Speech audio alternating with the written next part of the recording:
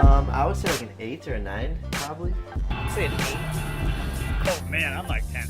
At this current moment, probably around 8, 9 maybe. I would say I'm a 7. An 8. I'd probably about an 8. 8.5. Oh, very happy. Happiness, a universal feeling experienced by all. Some find it when they get a new car. Others smile at the sight of a sunset. As humans, we each find happiness in our own ways, and through life experiences, we realize what truly makes us happy. This is the story of 3 unique individuals who are still figuring out who they are in this world, but have found what it means to be happy. They have each gone through hardships, but were able to push through and reach that ultimate goal: happiness. Meet Agnes, the daughter of 2 Polish immigrants. She is definitely a unique character. Easily one of the most bubbly people I've ever met, and she is always laughing at something. She will be graduating in December and has so many plans for the future. And that's Alex. She's a lively, fun, energetic girl who will be graduating in December. She's a ton of fun to be around, and she is always smiling. Her energy lights up her room, and she can definitely turn your frown upside down. And that's me, Patrick, your average college student just hoping to succeed. I graduate in May of 2014, and I really hope I have a job lined up. I love adventuring, and I'm always up for a good challenge. Welcome to our lives. My name's Alex Panagas, and I'm from Philadelphia. I'm Patrick Reynoso from San Diego, California. Hi, my name is Agnes Kozina, and I'm from Chicago, Illinois. I have a lot of hobbies back home. I love to just go to the beach and relax. I like to eat. I like to work out. I love to surf. I love hiking. I just love being outdoors, doing whatever outdoors. I love driving around, finding new places to explore. So yeah, and then on top of that, I love just hanging out with friends and enjoying people's company. The things I love to do the most are, just hanging out with my friends, going out, having a great time. I love to paint. I love going on adventures. I love traveling and just going to so many different places. Just going and seeing somewhere and exploring somewhere that you've never been before. I think that's what makes me the happiest. I love working out. I'm a huge workout fanatic. I love kickboxing. I love yoga. I love the feeling of being spiritual and in connect with myself, especially with yoga. I feel like when you're at the gym, that's another kind of relaxation because you get to, put in your music and step away from the world and be in your zone. But I feel like with yoga, I'm so in tune with myself.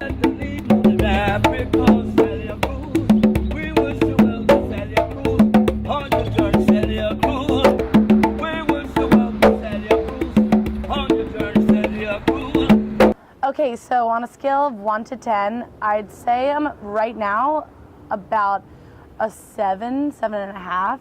And the reason I'm not, like a 10, which I usually am, is because I'm so scared about the future because I'm graduating in about 3 weeks, and that scares the shit out of me.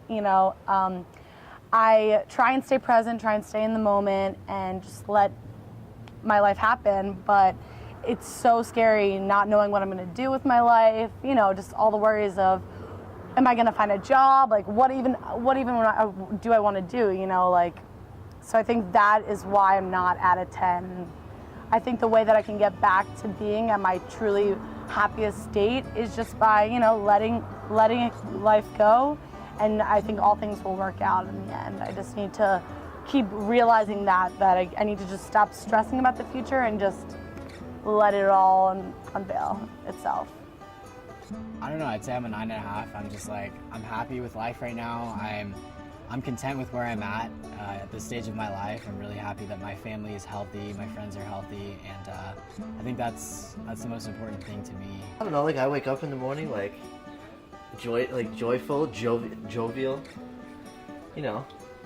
I don't know, what would I base it off of? I got good roommates, good friends, sunshine every single day, 365 days a year almost, here in Arizona, It's just other people's happiness, just that I can make a difference or just do something for other people. If it makes them happy, it makes me happy.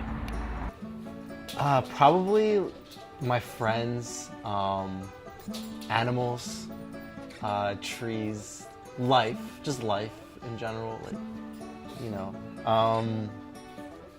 And definitely the weather, and you know what I'm gonna do that day.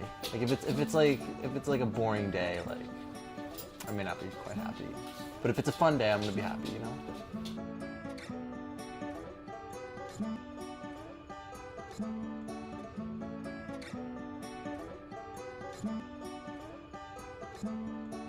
So my definition of happiness, I would say changes almost every single day. I think that to be happy, you just have to be content with where you are in life. I think that you, you know, can't take anything for granted, and I think that as long as you just stay present and just do things that make you happy, hang out with people that make you happy, I think that's what makes me truly happy.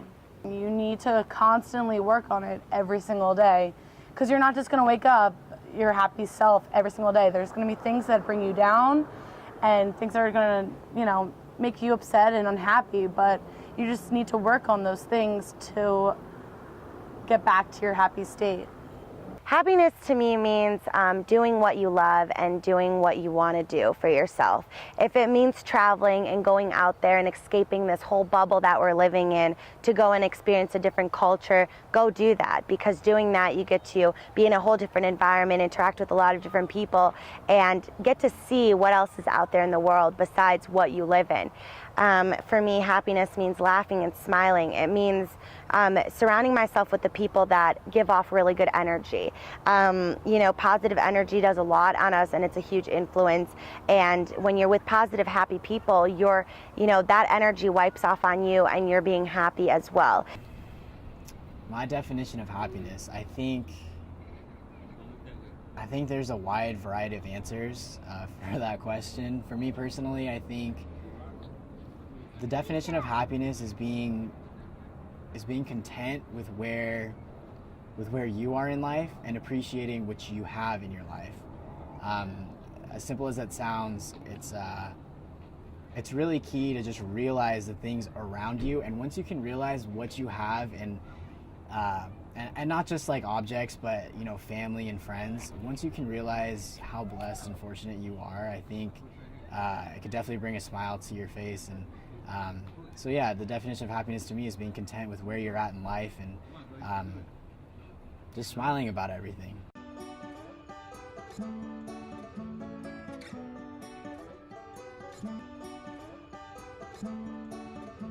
My childhood experience was great. I had two loving parents who did everything that they possibly could for me. They put me and my brothers through the top private schools in Philadelphia and gave us almost anything and everything that we ever wanted. So when I was younger, we were really well off. We were pretty wealthy in our area. So I grew up in this beautiful mansion in the Main Line, which is like one of the wealthiest areas in Pennsylvania. And when my parents were together, you know, we had a lot of money. We could afford to do anything that we wanted to do, go on amazing trips and adventures together as a family. I'd have to say growing up as a child, my childhood experience was pretty good. My parents were very good to us. You know, I was raised with a lot of value, raised really well, and you know, they always wanted the best for us. We you know, got what we wanted. You can kind of say we were really spoiled, but they tried to make us enjoy our childhood experience and enjoy the memories and to make memories as kids when we were young.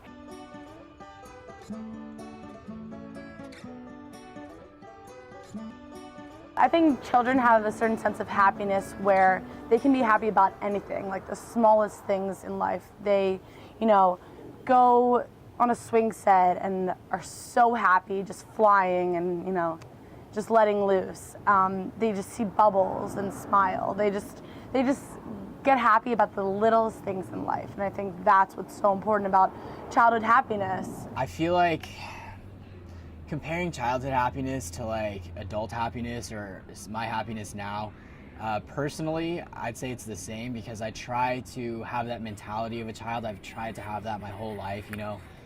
Kids are beautiful. They appreciate everything, and they don't stress about the small things. They just enjoy life, and I try to live my life like that. So I wouldn't really say there's a difference of happiness between when I was a child or now, because I do still try to appreciate everything that I did when I was a kid. There's definitely more stresses when you become an adult, obviously bills and paying things off and worrying about the future, but I try not to worry about things, and I try to take things day by day, just like when I was a kid. And I find that helps me a lot. And it definitely brings a smile to my face because I'm not as stressed and I'm a lot more relaxed. For any of us to look back on when we were kids and to actually remember those moments and to remember how it was when we felt like, and how we felt when we were kids. None of us remember that, but it's the most important thing is that whether you're with your friends or you're sleeping or doing the simplest things in life, it's to live in that moment and to capture it with your eyes.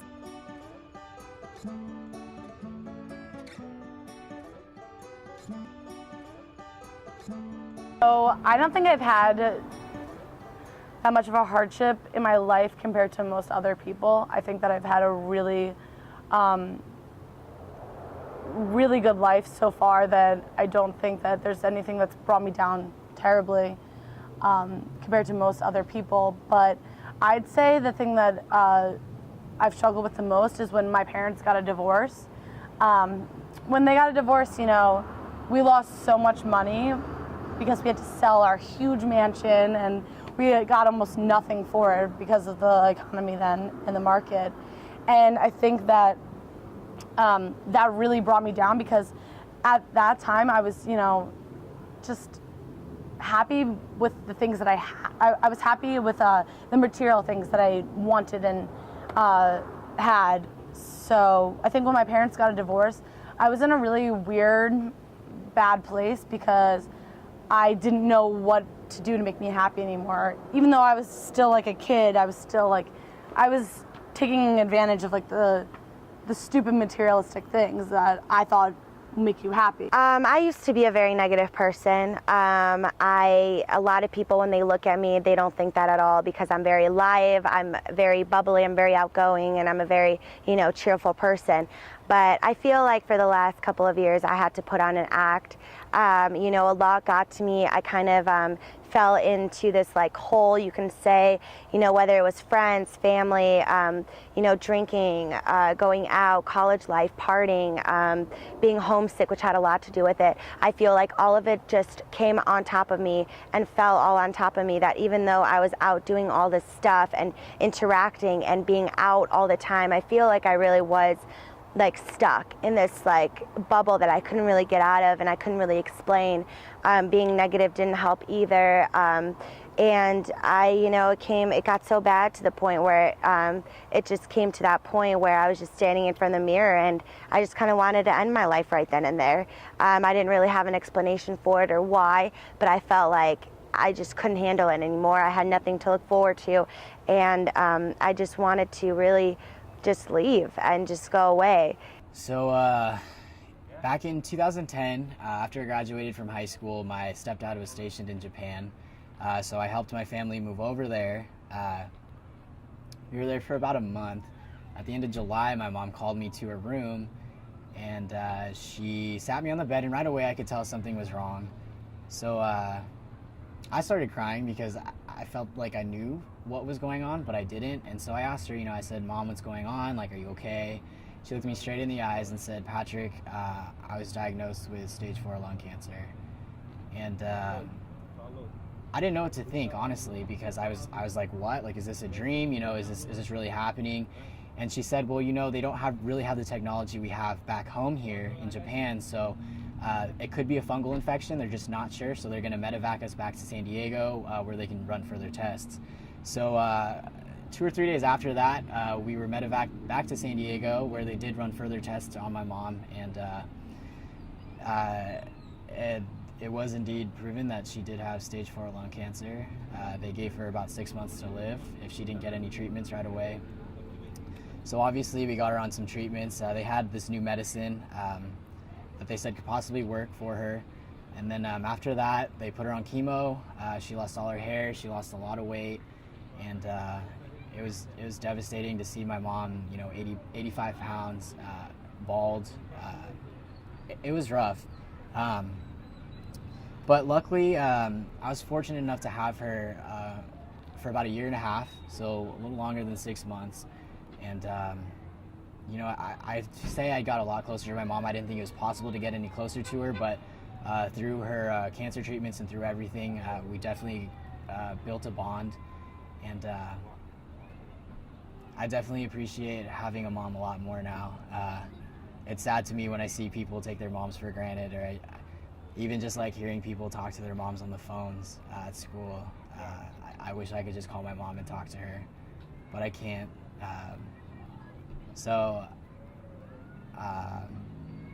Yeah, that's her story. 1.5 years later, she.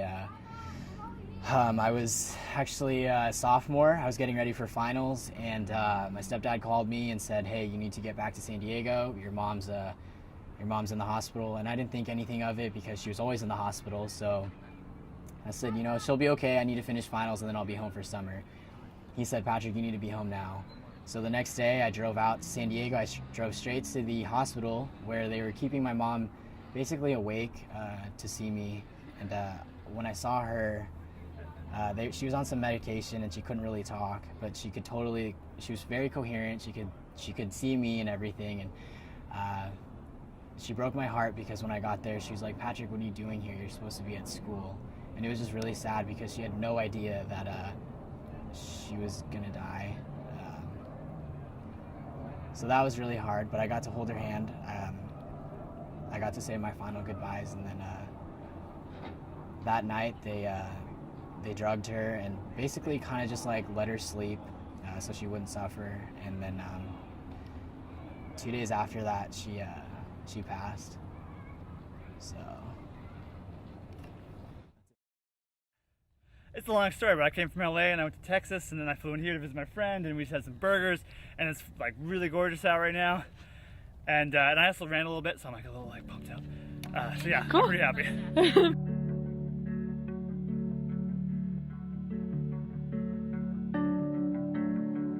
This was actually my junior year of college, and the way I overcame it was almost kind of like, you almost like see like a flash before your eyes kind of thing. And I was standing right then and there, and I was thinking, and then it just kind of, I almost felt like, I'm very religious and I'm Catholic, and I do believe in God, and I almost felt like he kind of came in me and kind of told me, "Wait, stop, what are you doing?" It felt really weird. It was like this, I didn't really see anything, but I felt really weird inside. It was almost like this second voice in my head that told me, like, "Stop, what are you doing? Hold it, like, I put you on this, I put you on this earth for a reason. Like, you have a lot to accomplish. You're talented, you have all these goals. Like, what are you doing? You can't let all these negative influences and these problems and situations that you're dealing with get to you and, make you want to end your life right then and there, because then everyone would be doing it, because everyone else goes through problems. You're not the only one." So, I felt really weird. I was kind of like silent for a minute. I was just kind of thinking. I kind of felt like he was really talking through me. And then I kind of decided to get a tattoo. So I just decided to actually have a Polish quote, and it says, "Bóg dał nam wolną wolę, dlatego że ci należy do mnie." And basically it means that God gave us our own will, so that's why the life that I choose to lead is my own. Well, I'll be honest, when after my mom died, the weeks following her passing, I definitely locked myself in my room and just kind of thought about life. I was in a depression. It was hard because my mom was my best friend. You always hear the saying, like, you never think it's gonna happen to you, and I never thought it was gonna happen to me. But I lost my best friend, and I didn't know how to deal with it. I thought sitting in my room and just contemplating it would make things better, but it didn't. And I found happiness in life, in my siblings and my friends. Seeing my siblings smile, seeing them laugh, I could see my mom in them, and that definitely brought a smile to my face. And then I kind of started opening up. I started telling my friends about my struggles, and They definitely helped me out. I would go out with my friends. You know, I like to surf. We'd go out to the beaches back in California, and just getting out and getting your mind off of it really took me out of that depression. And I'd say this past summer was definitely my best summer up to date. I got to get out. I got to play, like, hang out with my friends and just be a kid again. And I think that was definitely a key to finding happiness again. The way I overcame that time in my life, I think, was just realizing that I didn't need those material things. I, started to become happy with the small things in life, just hanging out with my friends and just realizing that I had such an incredible family. I think that made me the happiest. I didn't need those expensive things that, the nicest car, the best clothes. I realized that, just being with the people that you love and doing the things that you love make you happiest. I think that's what's really important. I would base my happiness off of experiences and not really like physical objects, although, those experiences did involve physical objects, so it's tough to count those out. But I think you can be on $1 million yacht and really not be able to experience it or enjoy it, and be that type of person, or be another person who takes everything for what it's worth. In same scenarios, if you have $5 and you get an ice cream sandwich or something, there's someone who probably won't enjoy that, but I would love it to death. So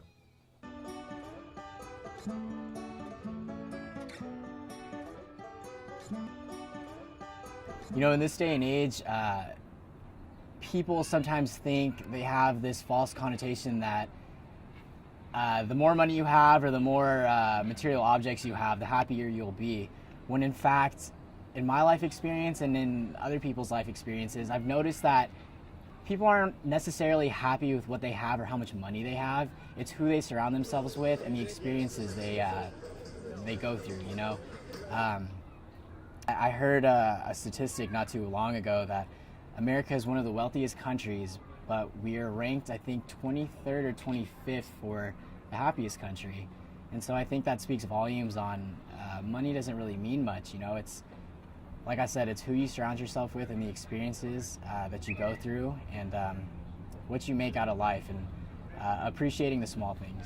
So I think that for adults, if you just go on a swing set or go, play some catch or just go in the ocean and just have the time of your life, I think that's how you can get back to your childhood happiness, just getting happy about the small things, just about the beautiful aspects of life and not the material things that we definitely take for granted. We lose sight of what it is like to be as happy as a child because we have so many things to worry about and so many different issues that we have to deal with on a daily basis that we lose sight of what it's like just to be happy about the smallest things, like kids, who are happy just swinging on a swing set and just letting go. I think that is what we lose as adults, and I think that's what we need to get back to, just being happy about the smallest things. Swinging on a swing set or watching a sunset. I think that's what we need to get back to. I realized through my mom's trials and tribulations that before her diagnosis, I was finding happiness in like the dumb things. I was finding happiness in hoping for the newest a shoe to come out, or I don't know, something along those lines. And I realized that after she passed, I was happy with what I had. I was happy with like the toes on my feet. I was happy with my health, with the hair on my head. So once I realized that I had everything that I needed in life, I really smiled and I became happy. And I think if people realize what they have, I think it'll definitely help you out a little bit. And so I've been able to find the things that make me happy, and I don't have to have a lot of money doing it. So I think that a motto that I live by would just be to live and let go, by just living in the moment and take each moment and take everything for what it is, Don't stress on the small stuff. Yeah, I'd say that's a motto that I live by. my daily motto that I live by every single day, and I'm surprised I never thought of it, you know, being as a writer. And a good friend told me that when I was in Sydney, and then it just kind of stuck with me every day. And I think that being an adult and, you know, being the older we get, I think that we do forget, you know, slowly what it's like to be a kid. But, you know, life is like a playground, so go play and have fun doing it. Whatever it is you're doing, don't put so much, you know, force onto it. Don't put so much thought into it. Just do what's best for you. Do what you feel. Go with your gut instinct. Follow your heart. And at the end, that's all that really matters. At the end of the day, cars, purses, shoes, none of that means anything. As humans, we are bound by nature to find happiness in the small things, and no matter the circumstances, a smile is bound to arise. Realizing what you have and never taking anything for granted allow one to enjoy the simplicities of life. And once you can accomplish that, life becomes a joy to live.